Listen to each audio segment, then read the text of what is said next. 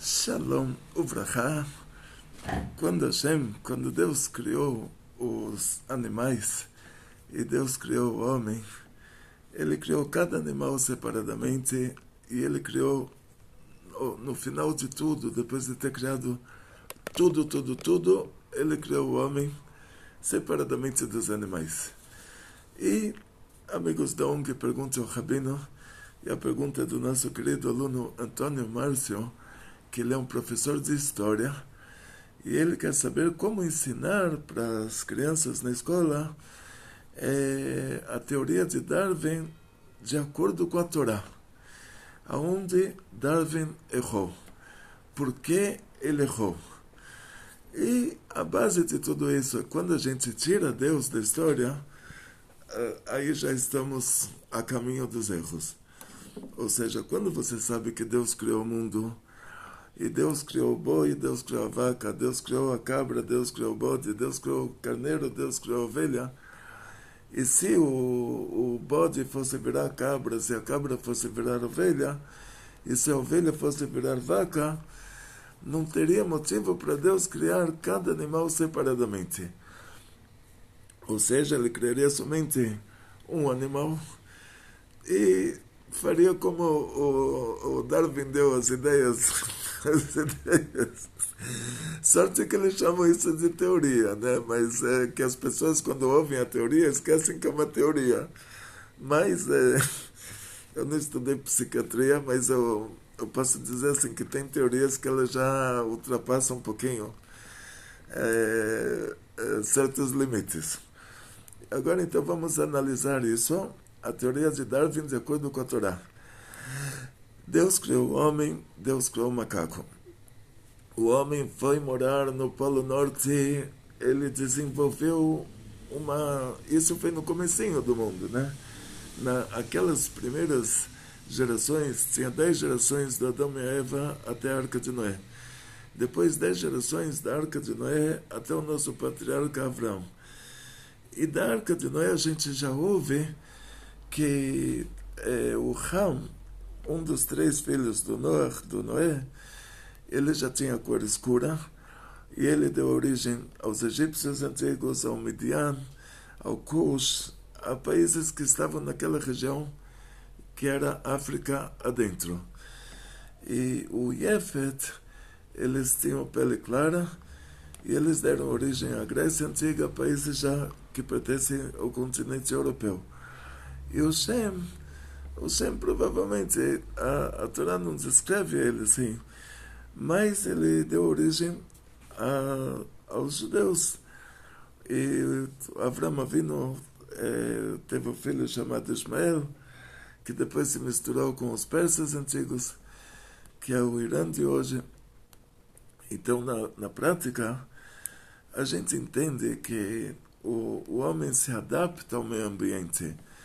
O Hillel, na Torá, Hillel ele era um grande rabino, mas grande mesmo. Ele era o maior da geração dele. E junto com isso ele tinha uma humildade que ninguém conseguia ser humilde como Hillel. Até o ponto que 2 pessoas fizeram uma aposta, um dinheiro enorme, 400 zuz, que na época era um salário de 2 anos de trabalho. E quando eles fizeram essa aposta, a aposta era, uma pessoa falou, não tem como tirar Hillel do sério. O outro falou, sim, eu consigo tirar ele do sério. Eles apostaram 400 zuz. Então, a pessoa que planejou tirar Hillel do sério, ele falou, ele fez uma lição de casa, preparou um plano de ação. Ele falou assim, o rabino não tem um salário muito grande, então, mas o rabino, por outro lado, todo mundo dá uma honra para ele, todo mundo fala que Vodarav, ele é uma autoridade religiosa, então não importa, dinheiro para ele não importa, mas se você não vai dar todo esse respeito para ele, então ele já pegou isso, ele chega do lado da casa de Hillel, e ele pergunta, tem algum Hillel por aqui? Tem algum Hillel? No lugar de falar o rabino, o grande rabino, tudo. Pergunta, quem aqui chama Hillel? Esse era o primeiro detalhe do plano de ação dele. O segundo detalhe, ele verificou qual é o pior dia da semana para um rabino. Sexta-feira, está preparando o Shabbat, o dia é curto, tem que preparar a comida para sexta e sábado, arrumar a casa para Shabbat, tomar banho. E a pior hora é a hora que ele está tomando banho, porque aí já está em cima da hora. Então ele pegou assim, o título, o horário e outra pesquisa que ele fez, sendo que o rabino é uma pessoa muito estudiosa, ele é uma pessoa muito sábia, então a coisa que mais vai deixar ele nervoso é uma pergunta idiota. É uma pergunta idiota. Então a pior coisa para ele é isso. A coisa que mais vai deixar ele louco é uma pergunta idiota. Então essa pessoa se preparou para atacar o Hillel dessas três maneiras. Ele chega lá na sexta-feira que é o dia difícil, na hora que o Hillel está tomando banho, que é a hora difícil, que já está em cima para entrar no Shabbat, e ele começa a perguntar, quem aqui é Hillel? Tem algum Hillel por aqui? Quer dizer, falta com respeito.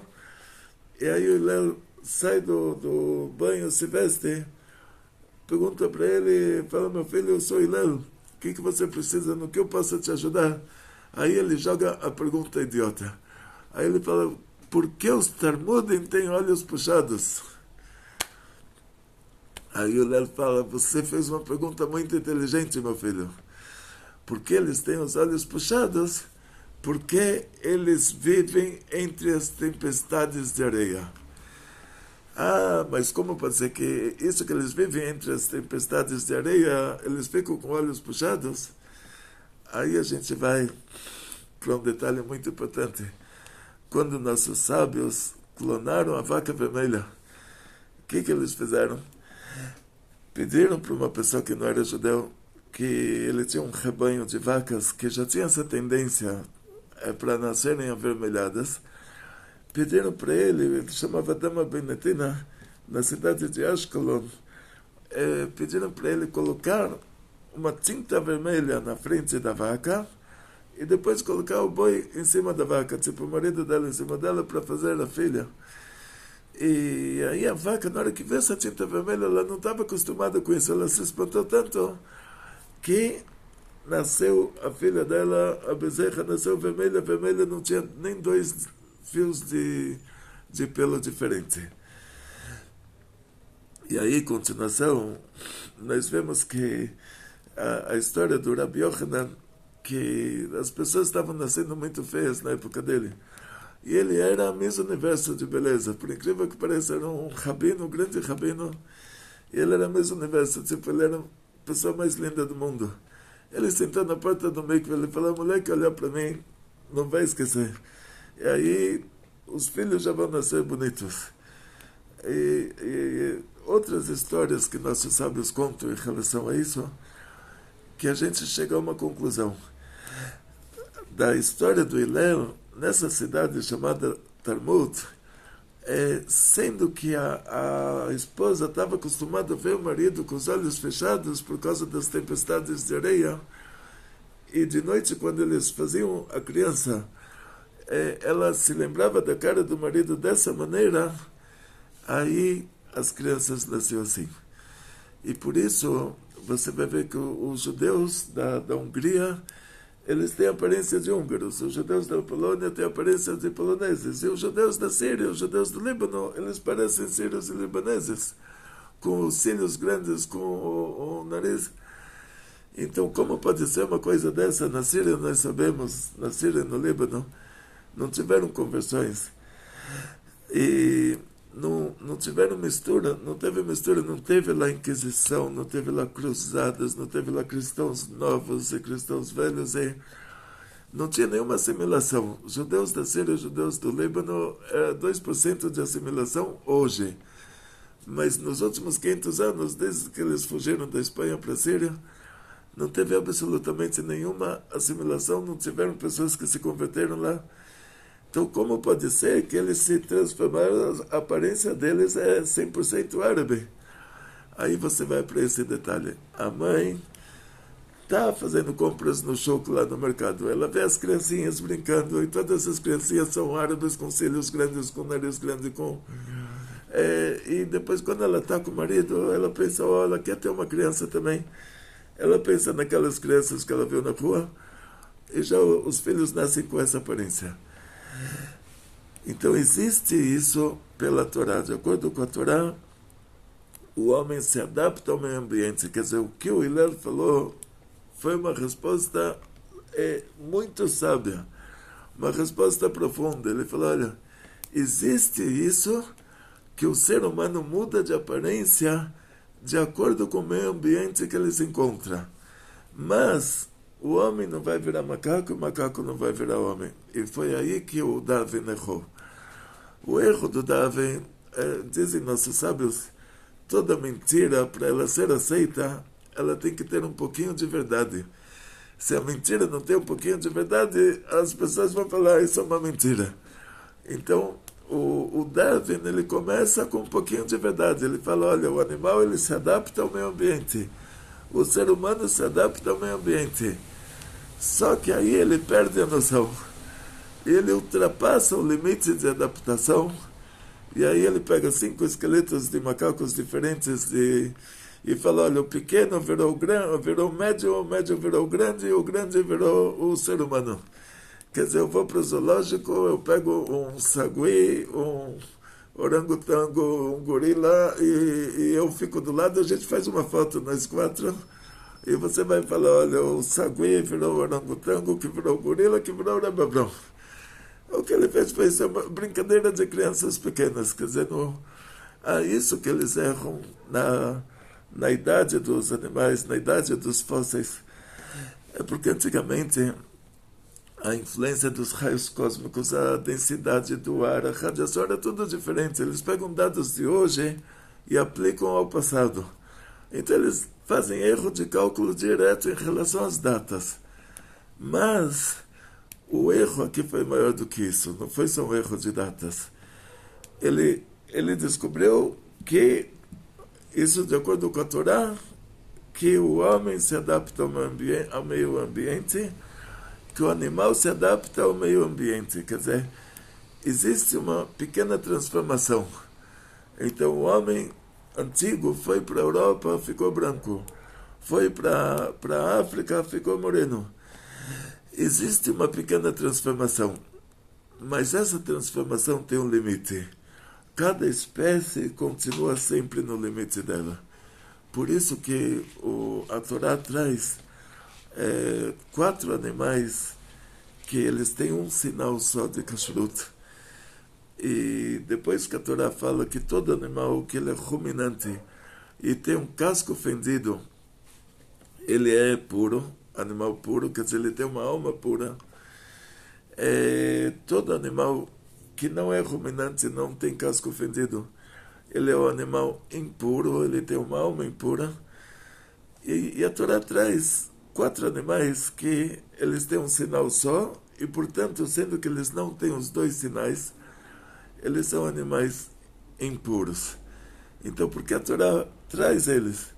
Porque a Torá fala sobre eles. Se eles têm um sinal só, eles são animais impuros, não precisaria falar. Que a gente sabe a regra, se o animal não tem 2 sinais, ele é impuro. E então, o motivo que a Torá traz esses animais com um sinal só é para te dizer assim, diz o Shulchan Aruch, se você encontrar, você sabe que o porco, ele tem o casco fendido, ele não é ruminante. E sendo que a regra é que todo animal, que quando a Torá te traz a exceção, que ela fala que o porco ele tem o casco fendido, não é ruminante, ela está te trazendo uma regra de que todo animal que tem casco fendido, ele é ruminante, fora o porco. E o que é o porco? O porco é espécie. É tudo que se cruza com o porco e tem filho fértil vai ser chamado de porco também, de hazer. Depois tem os outros 3 animais, que é o camelo, o dromedário, que é o gamal. Gamal é camelo, dromedário, lhama, alpaca, vicunha, guanaco. Depois tem o chafan, que eles fizeram erro de tradução grave, Shafan Ernevet traduziram como coelho e lebre, não é coelho e lebre, mas o motivo que a Torá traz esses 4 animais que têm um sinal só, a Torá já está te dizendo, o animal vai se adaptar ao meio ambiente, mas o animal ruminante, que ele rumina, mas não tem casco fendido, vai terminar, Mashiach vai chegar, os mortos vão ressuscitar, e esse animal vai continuar sendo ruminante sem casco fendido. Quer dizer, ele vai se adaptar, o camelo, que ele é o animal, o gamal da Torá, o animal que ele é ruminante, não tem casco fendido. Ele chegou à Cordilheira dos Andes, ele se tornou lhama, guanaco, vicunha, alpaca, e no Oriente Médio ele é o camelo e o dromedário. E desde que Hashem criou o mundo até hoje, ele continua sendo ruminante sem casco fendido. Quer dizer, ele foi para os Andes, ele perdeu a corcova, ele se adaptou, ele conseguiu se adaptar tanto ao meio ambiente, mas ele continua sendo o camelo. Ele continua sendo ruminante e não tendo casco fendido. E o que o Darwin errou foi nisso, que ele achou que não tinha limite essa adaptação. Ele achou que a adaptação ela continua sendo que o macaco já cresceu um pouco, ele ficou mais parecido com o homem, então ele continua se adaptando até ele virar gente. E aonde a Torá coloca esse limite? Que na hora que Hashem colocou no ser humano uma alma de gente e colocou no macaco a alma de macaco, isso vai limitar. O ser humano, por mais que ele se adapte ao meio ambiente, ele não consegue se tornar um macaco, porque essa alma vai limitar ele. Ele vai se adaptar ao meio ambiente até se tornar qualquer coisa muito parecida com o macaco, mas ele não vai conseguir se tornar um macaco porque a alma dele está limitando. E a mesma coisa o macaco, ele pode se chegar muito próximo ao ser humano, mas ele não vai conseguir se tornar um ser humano porque a alma dele está limitando. Então, essa é a regra da Torá. Então, o que a gente explica para as crianças na aula de história, que olha, a teoria de Darwin ela é chamada de teoria. Teoria porque essa pessoa que fez essa teoria, ele viu que o animal se adapta ao meio ambiente e ele achou que não tinha limite. Ele não levou em conta que Deus criou o mundo, Deus criou o macaco, Deus criou o homem, Deus colocou no macaco uma alma de macaco, Deus colocou no homem uma alma de homem, e essa alma faz com que o ser humano esteja limitado a continuar sendo ser humano. Ele não vai conseguir se tornar um macaco nem que ele queira, e o macaco está limitado a continuar sendo um macaco.